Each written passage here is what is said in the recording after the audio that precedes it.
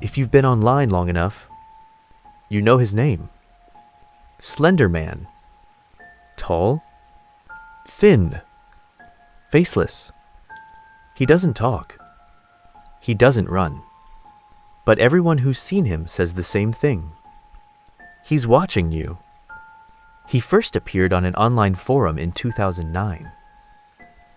Just a blurry photo, until people across the country started reporting the same thing. Kids staring out windows at night. Shadows in the woods growing too long. Screens glitching.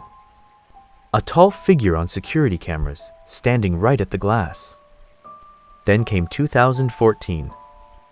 Two 12-year-old girls in Wisconsin who said Slender Man told them to prove their loyalty. That's when the joke stopped. The more people fear him, the clearer he becomes. And once you see him, he never forgets you. Now, these are the stories behind the so-called rumors. The truth hiding beneath the legend.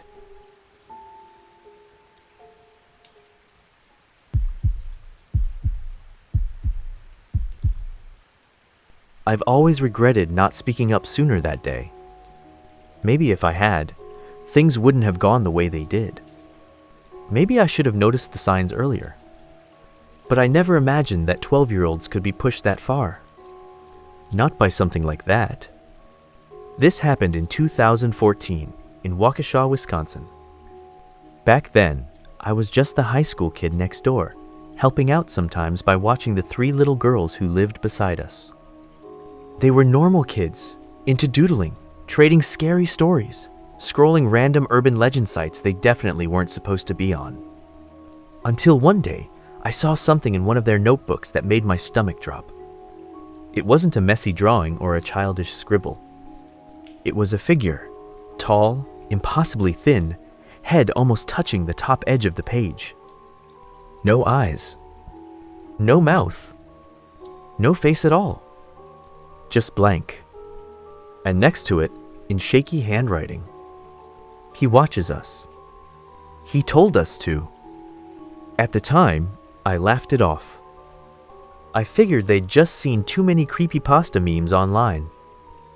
Nothing serious. But over the next few weeks, the things they said, man, they still give me chills. One night, the oldest girl looked at me and asked, "Have you ever heard of Slender Man?" She said it too calmly. So calm the whole house felt like it emptied out.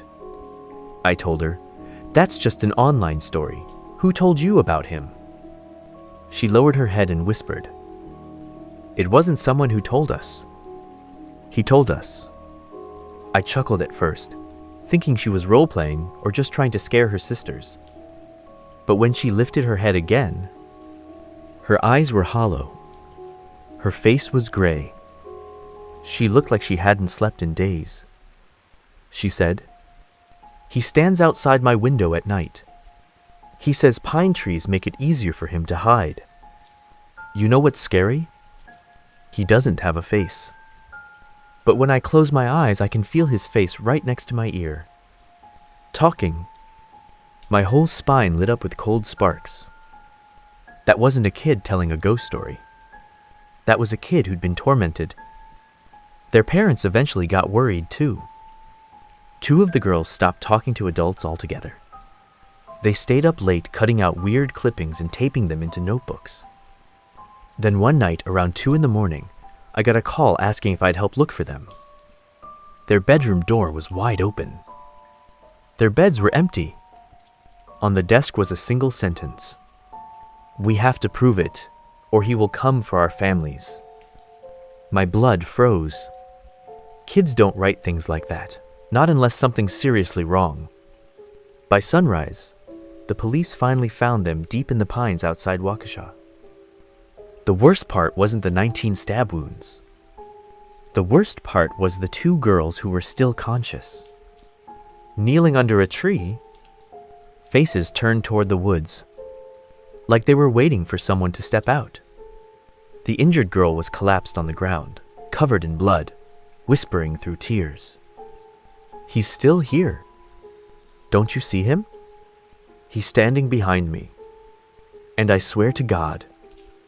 For a moment, the whole forest felt wrong. The air was too cold. The shadows around the trees were shifting, pulling back, like something huge had just walked through and everything was getting out of its way. It felt like whatever had been there had left moments before we arrived. Later, everyone said the girls were influenced by internet memes, delusions, mental illness. That explanation made sense. Scientific, logical, comforting. But I can't forget what I saw. As the police were taking them away, one of the girls looked back into the forest. She wasn't crying. She wasn't scared. She lifted her hand a little, like she was waving goodbye to someone only she could see. Her lips moved, barely. I wasn't close, but I could read the words. "We did it. Please don't hurt us." A cold wave hit my entire body at once, because the second she finished saying it, a long, low gust of wind ripped through the pines. Not like a breeze, but like a shadow sweeping across the ground, sliding deeper and deeper into the woods, like something tall was retreating. And I knew we hadn't seen everything that happened out there. We'd only seen what it left behind.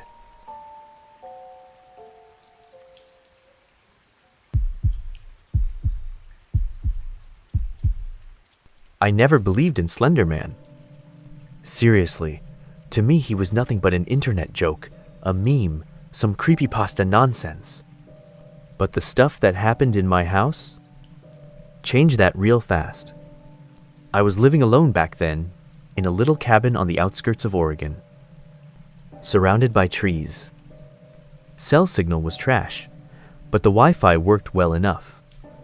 The first night it happened, I'd just gotten home from work, and the TV turned on by itself. No exaggeration. It snapped on like someone hit the button. And the screen wasn't on Netflix, wasn't news. It was black and white static, with this painful, buzzing hum under it. I tried turning it off with the remote. Nothing. It was like the signal got hijacked. Annoying, sure, but I didn't think paranormal. I just reached behind the TV and unplugged it. The screen went black. 5 seconds later, it came back on, but now the static had changed. It stretched into this warped, elongated silhouette, like a shadow that someone grabbed and pulled too far. That's when every hair on my arms went straight up. I unplugged everything. Power, HDMI, the whole setup. The TV still stayed on. That wasn't a malfunction. That was interference. And the first thought that flashed across my mind was, someone's outside. I shut the TV off again, or tried to. But I was so unsettled I grabbed my phone to distract myself. As soon as I opened my messages, the keyboard popped up and started typing. By itself. One letter at a time. LOOK. Then, look out. I froze. Then my phone sent the message on its own. Look out the window. My hands were shaking. My whole body went cold. And the only thought in my head was, do not look. Whatever you do not look. I dropped the phone on the couch, sweating through my shirt. Humans are stupid. The thing you're not supposed to do is exactly what you end up doing. I stood in the middle of the living room, breathing like I'd run a mile. Kept telling myself it was malware, a glitch, fatigue, whatever. But curiosity always wins. I glanced at the window, just for a split second, and my heart nearly stopped, because there was someone standing outside. Taller than the window frame. Thin like a stretched piece of charcoal. Body stiff, no breathing, no sway, no movement, no face, no features. Just a smooth, pale blank where a face should have been. He was standing right against the glass. But the worst part wasn't that he was there. The worst part was his head slowly bent downward, like he was trying to look me in the eyes, with a face that didn't exist. My throat closed. My whole body locked. That wasn't a shadow. Wasn't a reflection. Wasn't a person. That thing wasn't alive. And in my head, every instinct screamed, "Don't move. Don't breathe. Don't let him know you saw him." The next second, the entire house exploded with noise. Not sparks. Not metal. Not mechanical failure. It was this full-spectrum distorted roar. Like every electronic in the house was pushed past its limit. Lights flickered. The microwave door opened and slammed shut. The fridge vibrated. Even my Bluetooth speaker buzzed like it was going to melt. It felt like the whole house was protesting, like it was reacting to something that shouldn't be near it. And then I saw the figure's hand start to rise. Not normally. Not humanly. Slow. Mechanical. Angles no joints should bend at. Creeping upward. Inch by inch. Until that unnaturally long arm pressed toward the window. His finger, if you could call it that, touched the glass. And the entire house went dead silent. No electricity. No hum. No sound. Like reality itself muted. He was checking something. Making sure I saw him. I couldn't breathe. Couldn't blink. Could barely think. I don't know if 10 seconds passed or 10 minutes. But the figure finally started to retreat. Not stepping back. Fading. Like someone erased him from the background with a digital brush. Hand vanished first. Then the arm. Then the long, impossible torso. The head was the last thing to disappear.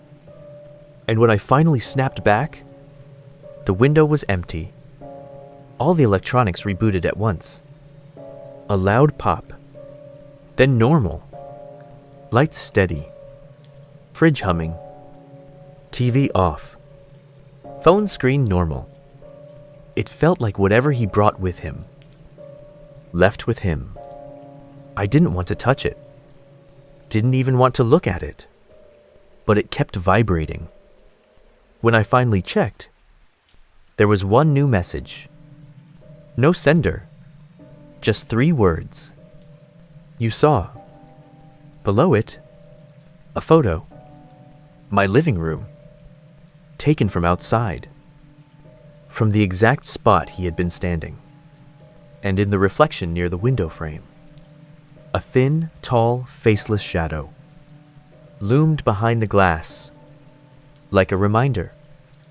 If you can see him, he can see you too.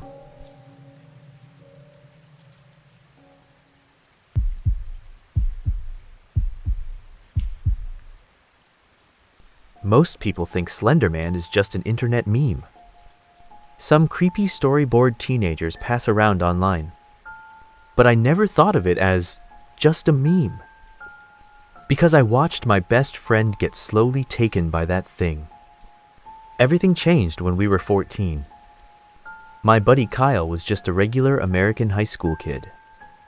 No bad habits, average grades. But he loved scary stories. And back then, the Slender Man craze was blowing up on Reddit, 4chan, and YouTube. Every day after school, he'd spend hours watching analysis videos, wild sightings, blurry silhouettes stretched into impossible shapes. I saw some too, and to me they were just photoshopped stills or cheap acting. But Kyle wasn't just interested. He was obsessed. Not obsessed like a fan. Obsessed like someone slipping into another world. One day on our walk home, Kyle suddenly froze. "Did you see that?" He pointed toward the tree line. I told him no. He kept staring, eyebrows tight, eyes locked on a spot between two pines. And then he said something that twisted my stomach into a knot. "He's looking at me." I laughed it off, thought he was messing with me. But his expression wasn't a joke. It was this terrifying mix of awe, fear, almost like he was seeing something holy and horrifying at the same time. After that, he started zoning out in class, just staring out the window for minutes, sometimes hours. Every now and then, he'd whisper, "You really don't see anything?" Like, nothing? His tone wasn't checking. It was doubting me. Like something was wrong with me. Then one night, around 2 a.m, he called me, voice shaking like he'd been crying. He wants me to come outside. He's standing in my yard. He keeps telling me to look at him. I felt panic crawl up my throat, thought about calling the cops. Instead, I tore over to his house. Kyle was sitting in the grass, completely still, eyes wide and glassy, staring straight ahead at an empty hedge. He whispered into the darkness, "I'm looking at you. Please stop pushing me."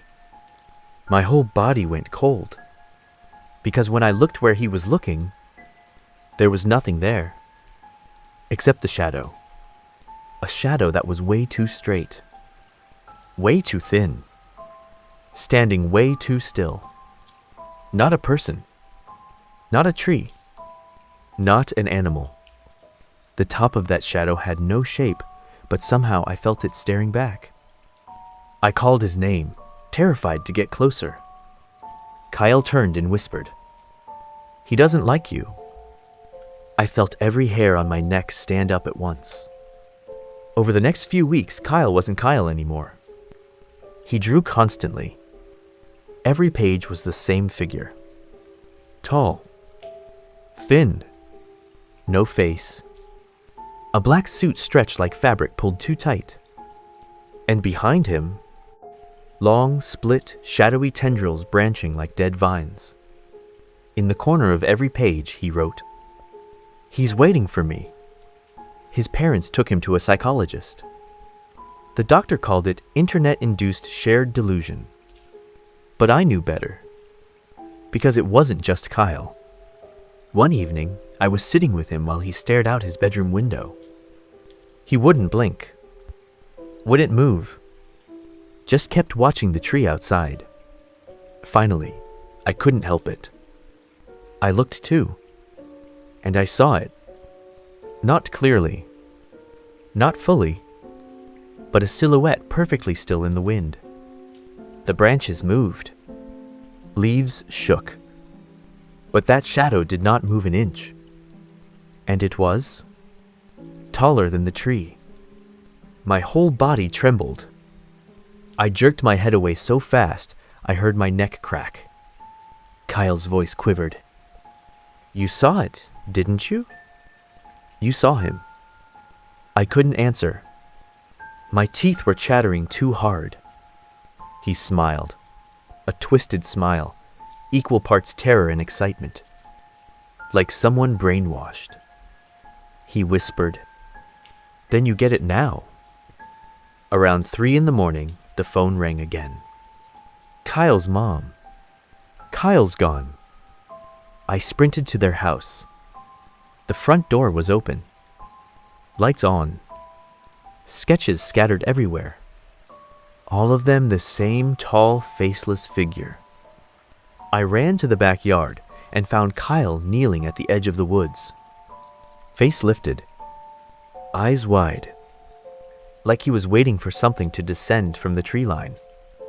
In a voice that didn't sound human, more like metal grinding, he said, "He wants me to go with him." My whole body went numb. I lunged forward and dragged him back. He screamed, cried, clawed the dirt until his nails split, kept shouting, "He's calling me! He's calling me!" He's right there. But I saw nothing. Nothing except a long, thin, perfectly straight slice of darkness. Like a shadow slipping back into the forest. Doctors said it was internet-driven hysteria. A simple panic disorder. A mental break. That's the official story. But every night, when the lights dim, Kyle freezes. Looks at the same corner of the room. Always the same spot. When I ask what he's looking at, he whispers. He's still waiting for me. Look long enough, and you'll hear him too. And honestly, I believe him. Because I swear, if I had watched that shadow just a few more times, I think I would have lost myself too.